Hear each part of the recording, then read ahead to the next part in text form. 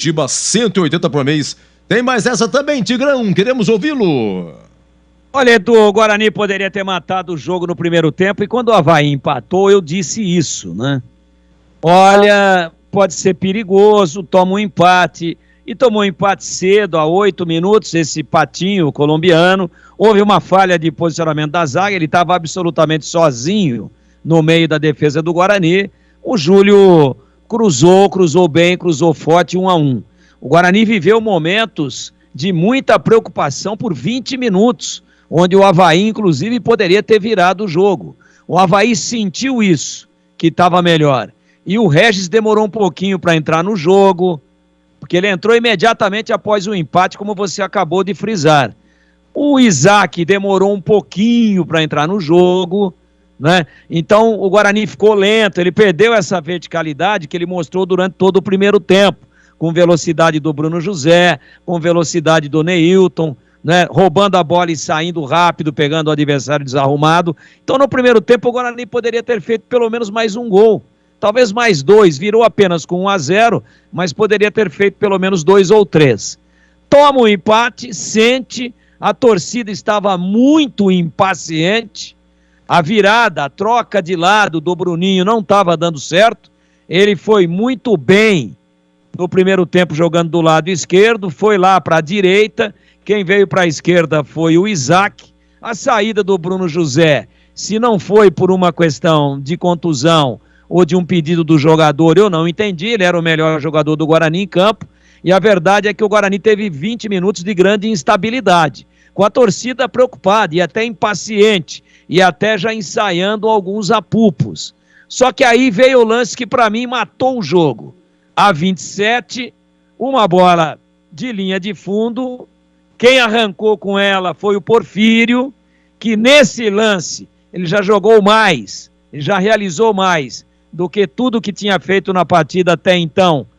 O Mike, que foi substituído por ele, enfia o Regis no fundo, o Regis fez o giro, né, estava de costas, fez o giro, ganhou do marcador, levou praticamente em cima da linha de fundo e cruzou forte para trás. O Bruninho, que estava absolutamente desaparecido e já meio que perseguido pela torcida lá do tobogã e daquelas cobertas ali abaixo do tobogã, fechou inteligentemente, temos que dizer isso, fechou como centroavante, escorou o cruzamento do Regis, 95% do gol do Regis. Aí o Avaí, que estava todo assanhado, preparando o segundo gol, achando que a rapadura é doce, mas não é tão dura como se lançou para cima. Não, vamos lá, vamos empatar e vamos virar. Aí vem o terceiro, e o terceiro foi do Derek. Quem é que começa o contra-ataque numa bobeada, numa perda de bola infantil do Avaí? Quem é que enfia essa bola para o Isaac, que fez a assistência, lá da linha de fundo também do lado esquerdo? O Regis, olha aí, participou do segundo gol, participou do terceiro gol e fez o quarto. O Regis deu um tapa comprido. Aí o Isaac cruzou, e o Bruninho, de novo, hein? Só que aí ele estava mais do lado direito. Tentou bater de primeira, lascou a bola. Ela pegou meio que do lado de fora do tornozelo dele.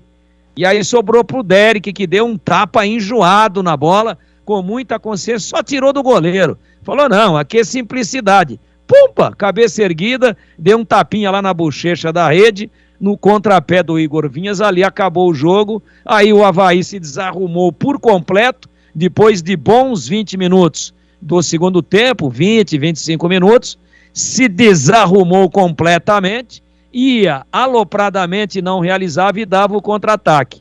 E aí saiu mais um contra-ataque, né?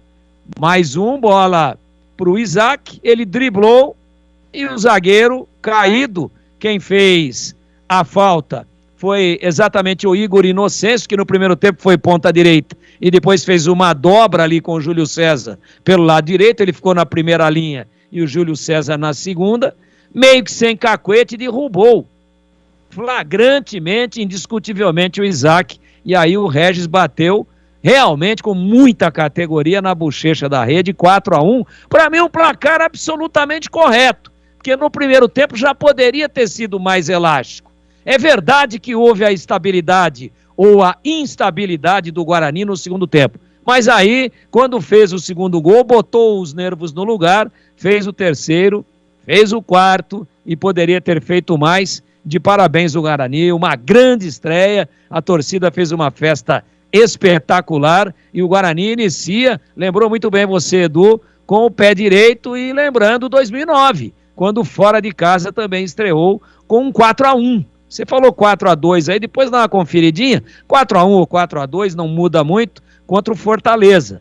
E tá aí, fazendo o mesmo placar, bons presságios. Começa com o pé direito o Guarani e a reestreia do Regis, apesar de ainda não estar fisicamente na ponta dos cascos, a reestreia dele não poderia ter sido melhor. Um gol e 2 assistências dos 3 gols que o Guarani fez no segundo tempo, placar correto, placar que mostra com absoluta fidelidade, apesar de um momento de incertezas do Guarani num pedaço do segundo tempo, mas no grosso do jogo, o Guarani mandou, atropelou e mereceu amplamente o placar clássico de goleada. 4 pro Guarani, 1 pro Avaí. Edu Pinheiro. Daqui a pouco, hein? O Esco, o craque do jogo, hein? Craque do jogo.